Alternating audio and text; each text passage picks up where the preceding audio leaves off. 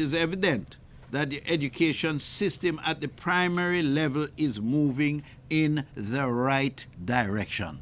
In today's program, we take you back in time to some of the major achievements of the Ministry of Education, Youth and Information in the year 2019. And later, the National Parenting Support Commission shares important parenting tips. It's another Friday edition of your favorite television program, and I'm your host for today, Sandra Johnson. We have a very informative show lined up for you, so don't go anywhere. Jamaica, this are the national cleanup crew. Come join the fight, stop mosquito from bite you. That mean we are go clean up school, workplace, home and community too. Let us fight against dengue. Join the National Dengue Cleanup Crew as we search for and destroy mosquito breeding sites from January 24 to January 26, 2020. Jamaica, this are the national cleanup crew. Come join the fight, stop mosquito from bite you. Mosquitoes wanted dead, not alive. A message from the Ministries of Health and Wellness, Culture and Local Government.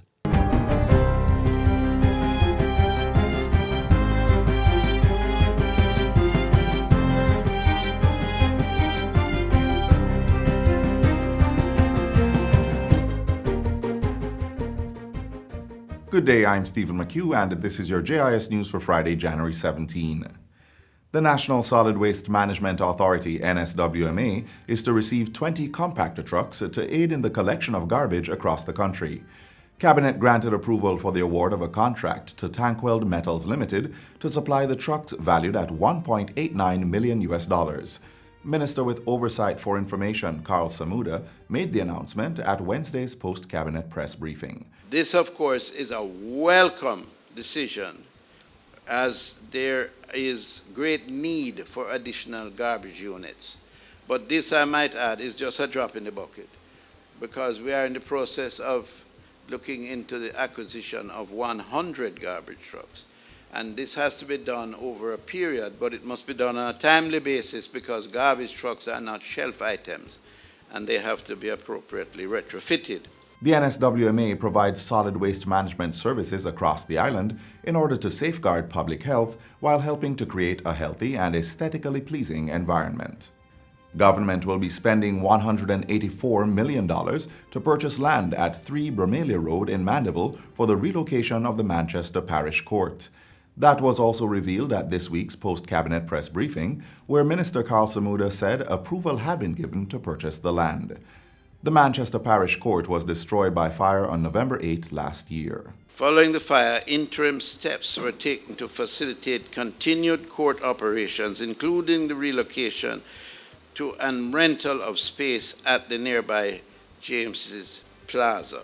The Chief Parliamentary Counsel is to draft legislative changes for the Dogs Liability of Injuries by Act. The existing legislation will be repealed and replaced to provide for criminal and civil liability of an owner of a dog that attacks, injures, or causes the death of a person.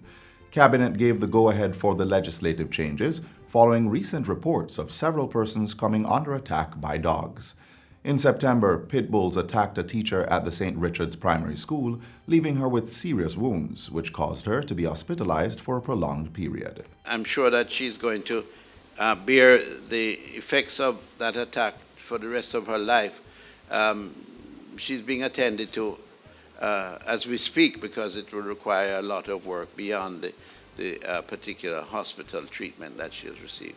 So it is a very timely situation. People must be held accountable for the management and control of their animals. And it cannot be that persons' lives are exposed by careless owners of pets. The government of Jamaica will next week welcome the U.S. Secretary of State, Michael R. Pompeo, for a 2-day working visit. Secretary Pompeo is to arrive in Jamaica on January 21 and wrap up his engagement on the 22nd. The visit is part of his 6-day working trip to Germany, Colombia, Costa Rica, Florida, and Jamaica. The Secretary of State and his delegation will be met by his counterpart, Minister of Foreign Affairs and Foreign Trade, Senator Kamina Johnson-Smith. Minister Johnson Smith says the visit demonstrates the strong bonds between Jamaica and the United States. We welcome the visit of Secretary Pompeo as a demonstration of the commitment of the United States of America to once more strengthen its engagement with Jamaica and the wider Caribbean. We're very much looking forward to this opportunity to build and indeed reinforce our already close ties.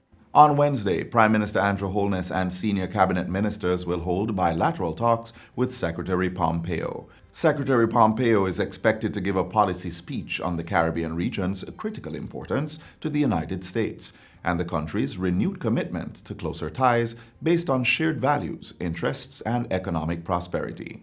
The Ministry of Education is moving to have more students participate in the sciences through the introduction of microscience at teachers' colleges. Through this system, the ministry will work with in-service teachers and teachers in training for all areas of basic science. During a JIS think tank session on Tuesday, Acting Chief Education Officer Dr. Kassan Troop reiterated the importance of teachers in the delivery of the curriculum. Part of making sure that those skills are developed in our children is to build the capacity of our teachers. Now, our project, which is the microscience approach to the teaching of science, is really an initiative to build the capacities of our lecturers in our teachers' colleges and our teachers to deliver our science curriculum in the most effective way. The move makes Jamaica the first Caribbean country to introduce microscience at the tertiary level. Microscience is a system designed to carry out hands-on science experiments with the use of relevant kits, worksheets, and teacher resources. And finally, Kingston's councillors have been directed to develop mechanisms to combat impending drought conditions. The Meteorological Service of Jamaica issued a statement earlier this week forecasting drought conditions for the island within the coming months. Mayor of Kingston Delroy Williams says lower than average rainfall is expected in the next 2 to 3 months. Take this piece of information seriously and begin to take steps just in case this impact on our supply of water to our residents, and to begin to take steps to prepare for this. Mayor Williams was speaking at Tuesday's monthly sitting of the Kingston and St. Andrew Municipal Corporation. A committee from the Municipal Corporation is to meet with the National Water Commission and other relevant institutions to have discussion on the matter. The mayor says schools and other institutions will also be informed of the forecasted drought conditions so that the necessary plans can be implemented. In 2019, the country experienced severe drought conditions impacting food security and water supplies. And that's it for JIS News Today. I'm Stephen McHugh. Thanks for watching.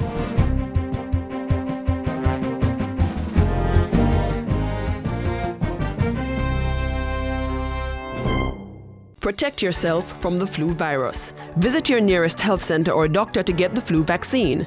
Cover your mouth and nose when coughing and sneezing. Wash your hands regularly with soap and water or by using an alcohol-based hand sanitizer.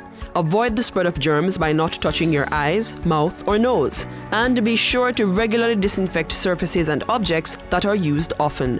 Remember, your health is your responsibility.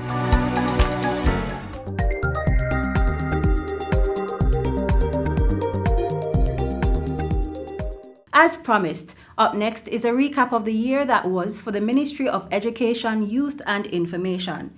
Numerous schools received new infrastructure, renovations and donations, while steps were taken to further educate and empower students and teachers. Watch this.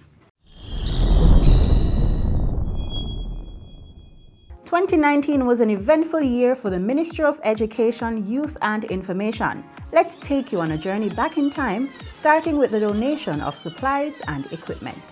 In January, the licensed primary school and New Forest group of schools received $8 million each to purchase a school bus. Then, fast forward to November. Children in 150 early childhood institutions received 500 playmats to improve their learning. And students of the Iris Kelly Primary School in Kingston now have access to more water after a rainwater harvesting system was installed. Many steps were also taken to upgrade and expand learning spaces. Among them was a $10 million grant to the Western Hospitality Institute in Negril for renovation and expansion works. The Zion Hill Primary School in Manchester received a reconstructed ICT room, playing field, paved driveway, perimeter fencing, and drainage system. And a refurbished science laboratory was opened at the St. Catherine High School. The Ministry of Education is executing its responsibility in a very efficient and professional manner, in pursuit of the best that can be offered to our children and their development. Government was also on a mission to provide new infrastructure to schools. Take, for instance, the much-anticipated Learning Center at Rock River Primary School in Clarendon. An additional building was also added to the Care Bear Early Childhood Development Center in St. Andrew. Chetola Park Primary in Hannahtown got a $13 million special education unit. New classrooms were added to Campbell's Castle Primary and Infant in Manchester, and Fair Prospect Primary in Eastern Portland.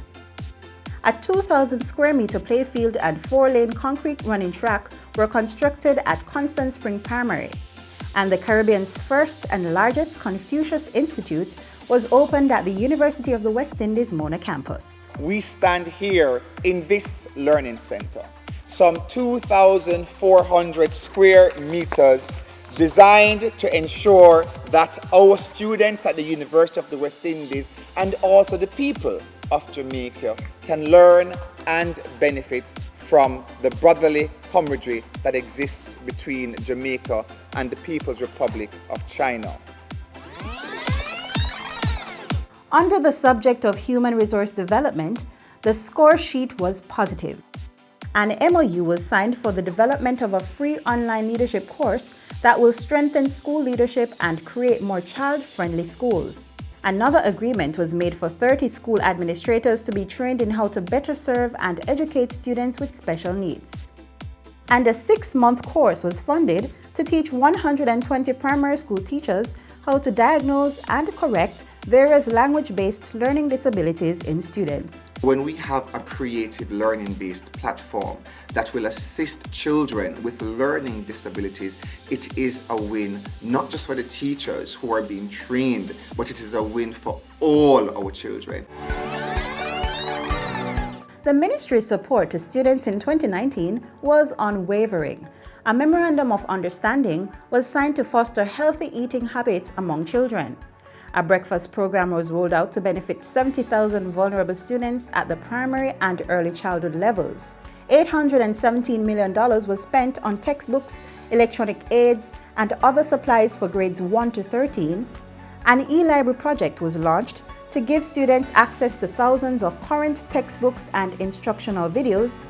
47 full tuition scholarships were provided to needy students who started their Bachelor of Medicine or Bachelor of Surgery degrees at the University of the West Indies Mona, and scholarships, bursaries, and grants amounting to $5.1 million were awarded to 28 students from across the island to offset tuition and related expenses. The best investment we can make in Jamaica is in our youth. The best investment we can make is in developing the human capital of this country. And these young kings and young queens are that human capital.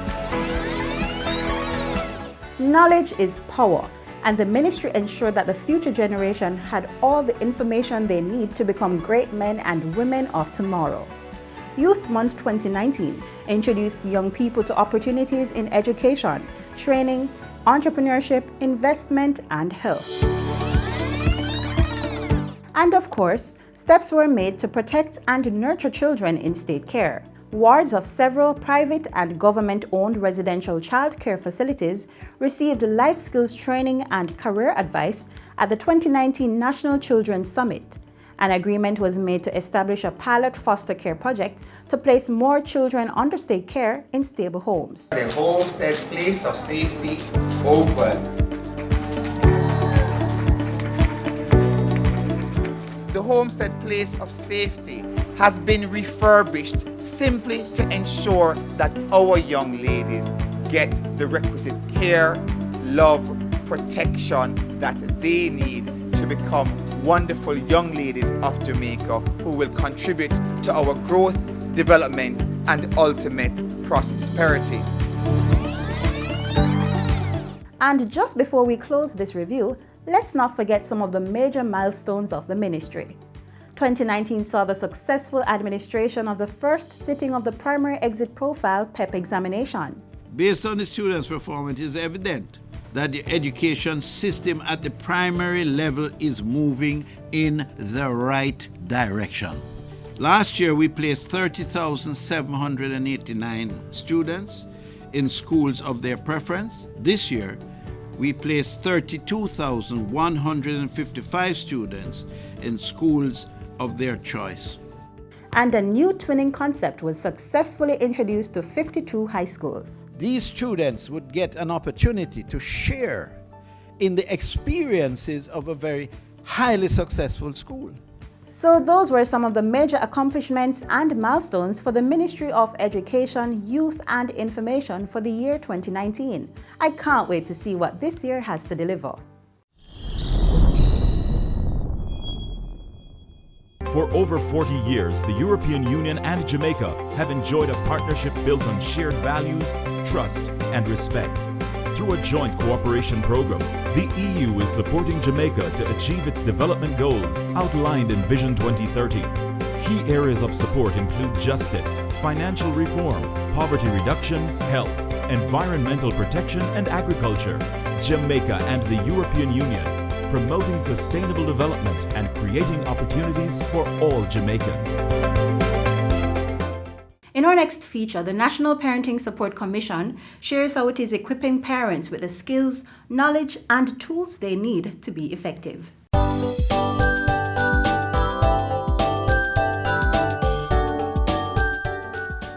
Wouldn't it be great if children came into the world so well adjusted or with manuals, therefore eliminating the need for parental discipline? This is not the case, however. Parents usually apply their methods or they depend on strategies taught throughout generations to guide their children. 8 in 10 Jamaican children in the 2 to 14 years age group experience violence as a form of discipline. Coercive parenting involves the physical administration of pain as punishment. It also includes the use of harsh language that has the potential to hurt children's feelings and affect their general self-esteem and development. It also fosters aggression because what you're really teaching children is that when there is an issue, we must resolve the issue through harshness, through aggression, through coarse language. There's a direct correlation between coercive parenting and the aggression that we see actually in society. Damaging disciplinary practices have moved outside of the home and into the national consciousness. The time has come for the Parliament to have a debate on this issue and finally declare corporal punishment at an end, both within public institutions and as a means of discipline available to parents. I think it would be a forward-leaning step in making a stance against violence generally, and it would send a powerful message about the state respecting the inviolability of the person, whether or not that person is a child or an adult. Children need guidance, and many wonder if not with the rod, then how? Enter the National Parenting Support Commission, NPSC, an agency of the Ministry of Education, Youth and Information. The ministry established the commission in 2012 to provide parents with the requisite skills and tools to raise children. We work at 3 tiers. We work at home, school, and community. Our first and most important priority, however, is to ensure that we're fostering the home-school relationship. We must ensure that parents as key stakeholders feel involved in the entire process of educating their children. Now, to do this, the Commission assists parents in several ways, including providing psychosocial support, assisting parents with understanding the teaching-learning process, and conducting parenting education programs. Through our effective parenting courses, we push proactive strategies. In other words, you are going to put structures in place before behaviors that you don't desire actually show. Parents and guardians should consider the child's developmental stage when determining the best method of guidance.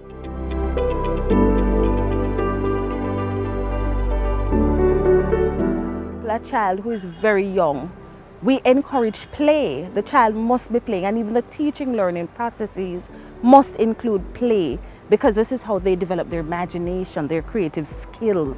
This is how they also learn to resolve issues and to problem solve. Young children, especially infants, are at the stage where they don't know right from wrong, and they can be impulsive.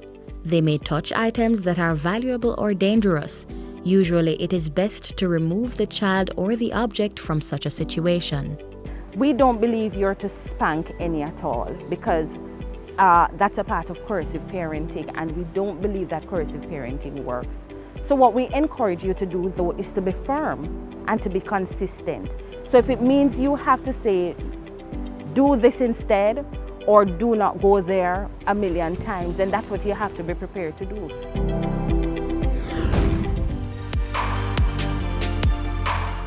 The teenage years can challenge both children and parents. With the physical and chemical changes happening in the body, teens may act out as they may be unsure of their place in the world. This can be a very difficult time to navigate. So we ask that you start relaxing some of the very stringent rules, and you also have conversations and you compromise. And to address challenges, caregivers can remove privileges. If the child becomes stubborn, has a fixed mindset, if you will, that this is what he or she is going to continue to do, then you might need professional help.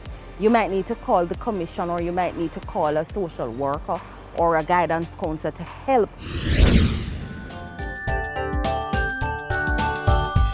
Being a proactive parent means setting clear boundaries, letting children know what is acceptable behaviors and why rules are in place. And don't forget to model behaviors you want young ones to display. There may not be a one-size-fits-all for raising children. By assessing the right information and using effective parenting techniques, we can nurture adults willing to play their part in making Jamaica the place of choice to live, work, raise families, and do business. To tap into information from the National Parenting Support Commission, call 876-967-7977 or visit their offices at 37 Arnold Road, Kingston 6.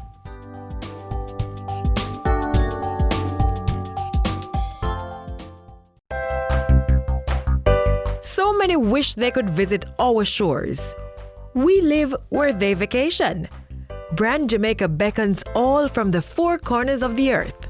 Well, as a Jamaican, I have great pride in selling it. Your pride that you sell Jamaica with is something that it rolls off. Jamaica has so much to offer, and every time I have the privilege of bringing an executive down to Jamaica, an executive from an airline or a tour operator or a travel agency, and you take them across the country, the pride that they said, wow, I can't imagine, especially when it's their first time. Wow, I love this. Build it. Cherish it. Our wealth is Brand Jamaica.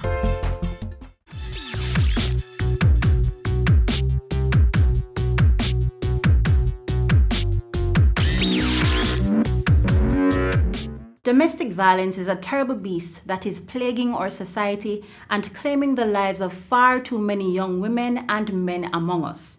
It can happen to anyone, anywhere, and at any time. There are some things we all need to know if we're going to fight this monster once and for all. Number one, know the types. Domestic violence is much more than hitting or physically harming another human being. It is any behavior that intimidates, isolates, and controls another person. It can be physical, sexual, emotional, or economical abuse. 2. Obey the signs. There are warning signs that oftentimes predate domestic violence. These signs may appear early on in the relationship or take months or years to appear. Whichever warning sign you get, never ignore it. 3. Seek help. If you or someone you know is a victim of domestic violence, please seek help. You can utilize the helpline set up by the Ministry of Gender. Male victims may call 876-553-0387, while female victims should call 876-553-0372. You may also call the Domestic Violence Intervention Centers provided by the Jamaica Constabulary Force or the nearest police station. Let's learn the types, obey the warning signs, and seek help for ourselves and others. In doing this, we will help to make Jamaica a safer place for everyone to live, work, raise families, and do business.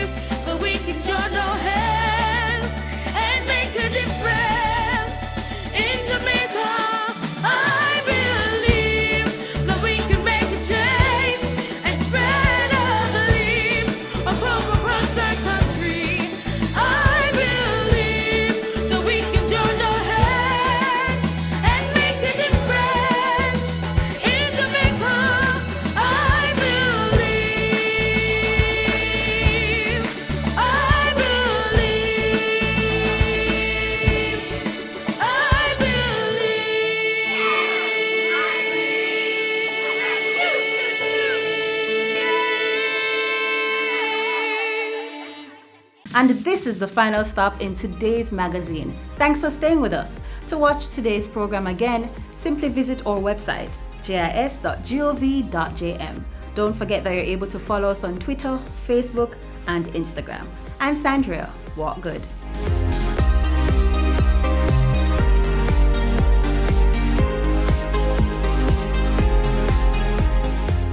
This has been a production of the Jamaica Information Service, the voice of Jamaica.